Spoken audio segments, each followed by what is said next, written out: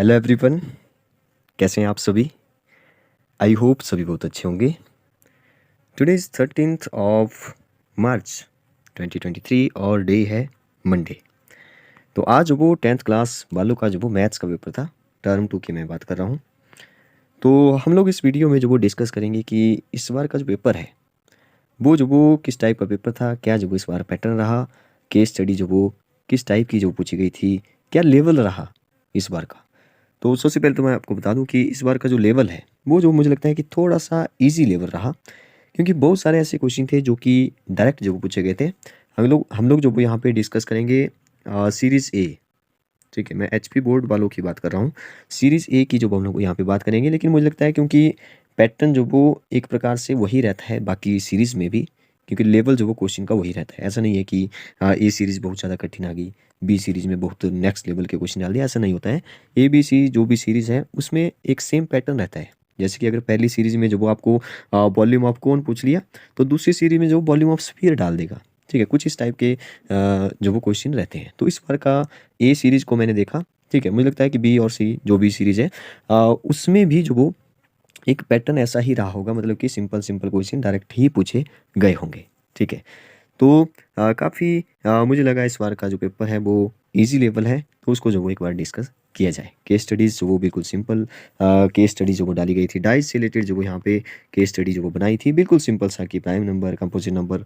और last time मैंने जो वो बहुत सारे क्वेश्चन ऐसे बताए थे जो डायरेक्ट जो वो बन गए। देखिए जैसे शाम को जो वो मैंने आपको बताया था कि एक क्वेश्चन जो वो मेरे दिमाग में आ रहा है कि इस टाइप का, तो ये जो वो कि इसका एरिया निकालना था, तो ये मैंने मेरे दिमाग में ऐसे ही आया, तो ये जो वो डायरेक्ट पूछ लिया वहाँ पे। ठीक है, तो बहुत सारे क्वेश्चन जैसे एरिया ऑफ सेक्टर की हमने बात की थी। हाँ, एक प्रोबेबिलिटी से रिलेटेड, तो वो तो मुझे पता था कि बनने वाला ही है कि प्रोबेबिलिटी ऑफ ई जो वो इवेंट की गिवन है और ई नॉट की जो वो आपने निकालनी है। तो क्वेश्चन जो वो कोई भी बन सकता है, जैसे 0 इसमें जो वो 005 है शायद, तो इसको 1 से माइनस करना था और क्या करना था। ठीक है, और केस स्टडी सेकंड में जो वो आपको सर्कल से रिलेटेड बना दी, इसने कॉर्ड बना दिया, फिर इसने बोला कि परपेंडिकुलर बना रहा है। तो कुछ इस टाइप से सिंपल सा क्वेश्चन जो वो इसमें पूछे गए थे बिल्कुल।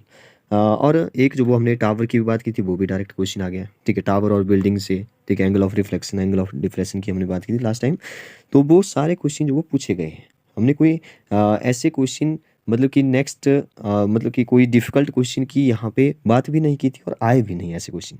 ठीक है, हालांकि हमने सीबीएसई वालों का पेपर भी डिस्कस किया था, तो उनका तो चलो एक अलग थोड़ा सा पैटर्न रहता है। लेकिन एचपी बोर्ड वालों की बात की जाए तो सिंपल सा पेपर जो वो इस बार देखने को मिला है। ट्रिग्नोमेट्री के डायरेक्ट फार्मूले पूछ लिए, जैसे यहाँ पे आप देख रहे हैं साइन 90 माइनस थीटा या एंगल। तो ऐसे डायरेक्ट क्वेश्चन बन गए हैं, जैसे अपोजिट साइन का अपोजिट जो वो 1 कोसेकेंट ए होता है। ठीक है, तो वैसे डायरेक्ट क्वेश्चन। हाँ, टेबल से रिलेटेड जो वो डायरेक्ट क्वेश्चन पूछ लिया, ऐसे टेबल जैसे साइन 0 डिग्री की वैल्यू 45 की, 30 डिग्री की। तो लास्ट टाइम हमने सभी बातें डिस्कस की थी। अगर आपने वो लास्ट 2 पार्ट देखे हैं तो आप देख सकते हैं, वहाँ पे हमने सब कुछ डिस्कस किया था, कुछ भी नहीं छोड़ा है और उससे बाहर पेपर गया ही नहीं।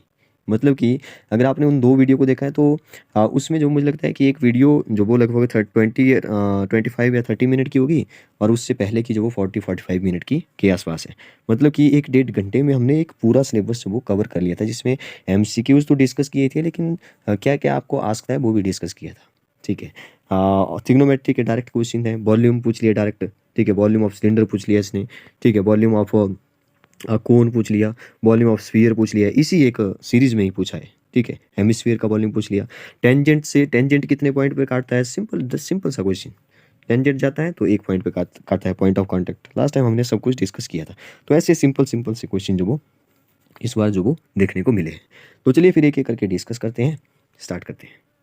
फर्स्ट क्वेश्चन देखिए यहाँ पे, साइन 90 माइनस थीटा। थीटा या ए का मतलब एंगल ही है। तो 90 में से 90 जो वो क्या करता है, 90 चेंज करता है, हमने डिस्कस किया था। 90 चेंज करता है साइन को किस में, कॉस में। तो कॉस ए आ गया, लेकिन हमने देखा था कि क्वाड्रेंट जो वो 90 से जब भी कुछ माइनस होता है तो फर्स्ट क्वाड्रेंट में जाता है, और फर्स्ट क्वाड्रेंट में जो वो आपको पता है कि ऑल फंक्शन आर पॉजिटिव। तो cos A will be the right answer, A right. Next, यहाँ बोला इसने कि वैल्यू ऑफ साइन 90, अच्छा ये वही क्वेश्चन है। नेक्स्ट, किसी वृत्त की स्पर्श रेखा, स्पर्श रेखा का मतलब है टेंजेंट। तो टेंजेंट जो वो एक ही पॉइंट पे काटता है, ठीक है, उसको पॉइंट ऑफ कांटेक्ट बोलते हैं। और एक पॉइंट से 2 टेंजेंट चले जाएं तो यहाँ पे जो वो ए वाली डिस्टेंस और यहाँ से यहाँ तक सेम रहती है। ठीक है, ये भी हमने लास्ट टाइम डिस्कस किया था। मुझे लगता है किसी ना किसी सीरीज में जो वो ये भी पूछा गया होगा। 3 सेंटीमीटर वाले घन का आयतन, घन मतलब कि क्यूब, ठीक है। तो क्यूब का जो वॉल्यूम होता है वो होता है साइड मल्टीप्लाई बाय साइड, ए हो गया बेस का एरिया मल्टीप्लाई हाइट, इसमें तो सभी सेम ही है, तो एस क्यूब हो गया इसका वॉल्यूम। तो 3 दिया है, 3 का क्यूब क्या होता है, 3 3 जा 9, 9 3 जा 27, ठीक है, 27 क्यूब सेंटीमीटर। नेक्स्ट क्वेश्चन पे आते हैं। नेक्स्ट है साइन 18। देखिए लास्ट टाइम हमने एक क्वेश्चन भी डिस्कस किया था कि जब ऊपर और नीचे दो एंगल ऐसे हो जो कंप्लीमेंट्री एंगल हो, तो आपको जो वो एक चेंज करना होता है उसमें से, ठीक है। तो साइन 18 का बना दो, 19 माइनस 72 करेंगे तो 18 आ जाएगा। ऐसे चेंज कर दिया तो नीचे वाला रहने दो, ऑप्शन है आपके पास, ऊपर वाला चेंज करो या तो नीचे वाला चेंज कर लो। 90 चेंज करता है साइन को कॉस में, तो ये आ गया कॉस, वैल्यू वही रही क्योंकि 90 में से कुछ माइनस हुआ तो फर्स्ट क्वाड्रेंट में रहा, साइन जो वो पॉजिटिव ही रहा, तो नीचे ऊपर और नीचे सेम बन जाएगा, कट जाएगा तो 1 बचेगा, ठीक है। नेक्स्ट क्वेश्चन, यदि वृत्त की दो समानांतर रेखाओं के बीच की दूरी 10 है तो वृत्त की त्रिज्या कितनी होगी। अच्छा, एक क्वेश्चन जो वो इंग्लिश में पढ़ते हैं जरा। If the distance between two parallel tangent, देखिए सबसे पहले तो एक अच्छा क्वेश्चन है, इसको मैं मानता हूँ कि एक अच्छा क्वेश्चन बनाया है। इसने बोला, वैसे अगर डायरेक्ट पूछता तो ये पूछता है कि पैरेलल कितने टेंजेंट हो सकते हैं, तो पैरेलल जो वो एक टाइम में दो ही टेंजेंट हो सकते हैं, जैसे एक टेंजेंट गया इसके पैरेलल सिर्फ एक ही हो सकता है, पॉइंट ऑफ कॉन्टैक्ट भी तो एक ही है, ठीक है। तो ये दो टेंजेंट मैंने बना दिए। अब इसने बोला कि दो टेंजेंट पैरेलल टेंजेंट के बीच में डिस्टेंस जो वो 10 सेंटीमीटर है, इसका मतलब है डायमीटर है, डायमीटर है तो इसका रेडियस जो कितना होगा, आधा हो जाएगा 5 सेंटीमीटर। बेलन का आयतन देखिए डायरेक्ट पूछ लिया, सबको पता है बेलन जो वो कुछ इस तरह से होता है, इसमें बेस में जो वो पाई आर स्क्वायर है और मल्टीप्लाई हाइट करेंगे तो वॉल्यूम आ जाता है pi r square h. Next 1 upon sine है, देखिए डायरेक्ट पूछ लिया, साइन का अपोजिट कोसिकेंट होता है। नेक्स्ट है question number 8, if angle between two radii of circle is 100, angle between the tangent at the end of radii. ये एक अच्छा क्वेश्चन है। देखिए इसने क्या बोला, पहले तो टेंजेंट इसने बोला, देखिए सबसे पहले इसने बोला कि एक सर्कल है, सर्कल के बीच में जो दो रेडियाई है, ठीक है, रेडियाई के बीच में मतलब कुछ इस तरह से रेडियाई के बीच में जो कितना है 1 1 0। लास्ट टाइम हमने एक स्पेशल क्वेश्चन, एक अलग से क्वेश्चन डिस्कस किया था, उसमें हमने सब कुछ ये बातें डिस्कस की थी।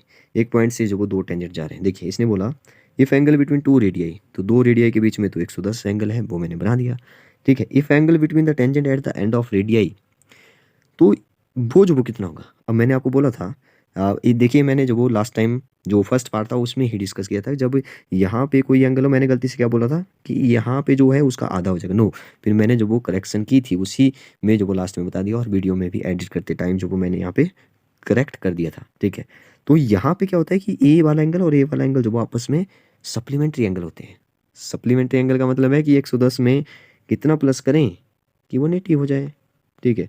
तो कितना प्लस करें, तो यहाँ पे कितना प्लस करना पड़ेगा मेरे ख्याल से 80, सॉरी 80 नहीं, यहाँ तो ऑप्शन में है नहीं, अच्छा सॉरी 110 लिख दिया मैंने, 100 है यहाँ पे, ठीक है। तो 100 में कितना प्लस करें कि वो जो वो क्या हो जाए 180 हो जाए, तो 80 प्लस करेंगे, C will be the right answer, ठीक है। शंकु का आयतन पूछ लिया, देखिए वॉल्यूम ऑफ कोन पूछ लिया इसने 1/3।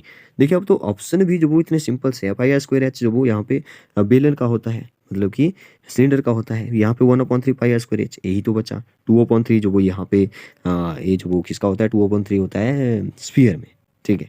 लेकिन वहाँ पे जो वो क्यूब होता है, इसमें थोड़ा सा स्क्वायर है। cos 60, इसका आंसर होगा 1/3 pi r square h, cos 60 degree, cos 60 degree direct जो वो आपके टेबल से क्वेश्चन पूछ लिया है। और लास्ट टाइम मैंने आपको बताया भी था कि टेबल का जो नंबर है वो भी आपको बताया था, टेबल मतलब टेबल का जो पेज नंबर है, ठीक है। तो cos 60 क्या होता है, मैंने आपको बताया था 0 डिग्री याद रखिए, 30 डिग्री याद रखिए, 45 याद रखिए एंड 60 डिग्री याद रखिए। यहाँ पे मैंने बोला था 1/2 याद रखिए, 1/√2 याद रखिए, √3/2 याद रखिए। फिर cos की जब वैल्यू आएगी वो ए जाएगा यहाँ पे, ए जाएगा यहाँ पे और एच आ जाएगा यहाँ पे। cos 60 क्या होगा, ए गया ना इस साइड, तो 1/2 राइट आंसर।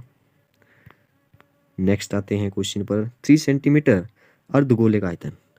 हाँ ये भी अच्छा क्वेश्चन है। 3 अर्धगोला क्या होता है, देखिए गोला मतलब स्फीयर, हेमिस्फीयर का वॉल्यूम पूछा है, तो वॉल्यूम का फार्मूला इसने पीछे ही तो पूछा था, तो किसी दूसरे में भी जो वो पूछा पूछा होगा मेरे ख्याल से। तो इसका होता है 4/3 पाई आर क्यूब, क्योंकि इसमें हाइट तो होती नहीं है, ठीक है, तो पाई आर क्यूब होता है, तो इसमें अर्धगोले का है, तो आधा हो गया, तो यहाँ पे 4 की जगह 2 हो जाएगा, तो इसमें वैल्यू आपने पुट करनी थी। और वैल्यू भी जो वो यहाँ पे देखिए इसने 7 वैसे ही रखा है, आगे नहीं सॉल्व किया। आपको क्या करना है, आपको 3 दिया है, देखिए 3 से 3 तो कैंसिल हो जाएगा सीधा ही, तो 3 × 3 × 3, तो एक 3 से एक 3 और यहाँ पे क्या है कि पाई की वैल्यू जब पुट करेंगे ना तो 22/7 आ जाएगी, और 7 को आपको डिवाइड करने की भी ज़रूरत नहीं है। आप देखिए यहाँ पे 2 है, ठीक है, और यहाँ पे 3 कितने बचे, 2 2 3 बचे, 2 3 3 जा 9, और 9 2 जा 18, और 18 में मल्टीप्लाई कर दो। फिर यहाँ पे कितना था,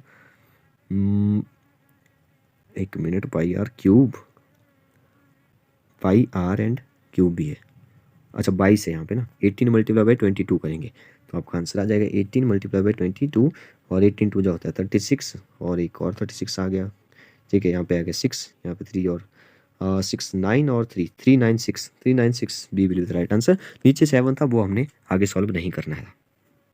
नेक्स्ट है कॉस ए और सेकेंड ए।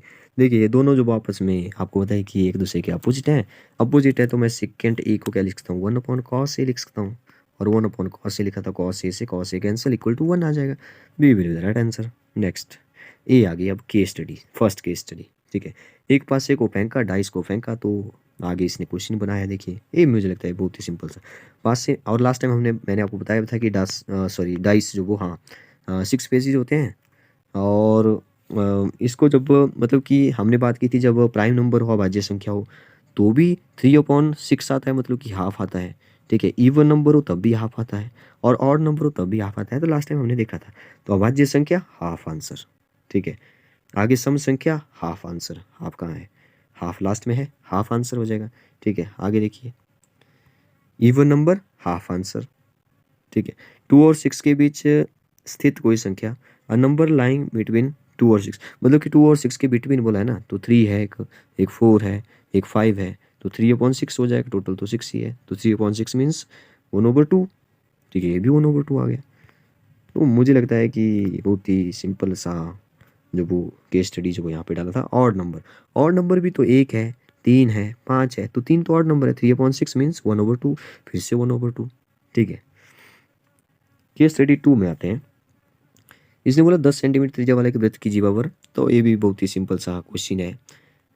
तो मुझे यहाँ पे थोड़ा सा जो वो बीच में वीडियो को जो वो रोकना पड़ेगा। नेक्स्ट पार्ट में जो वो हम लोग इसके आगे डिस्कस करेंगे। पार्ट सेकंड जो वो इसका आपको मिलने वाला है जल्दी ही। तो बताइए आपको वीडियो कैसी लगी। केस स्टडी 2 के बाद जो हम लोग नेक्स्ट पार्ट में डिस्कस करने वाले हैं, ठीक है।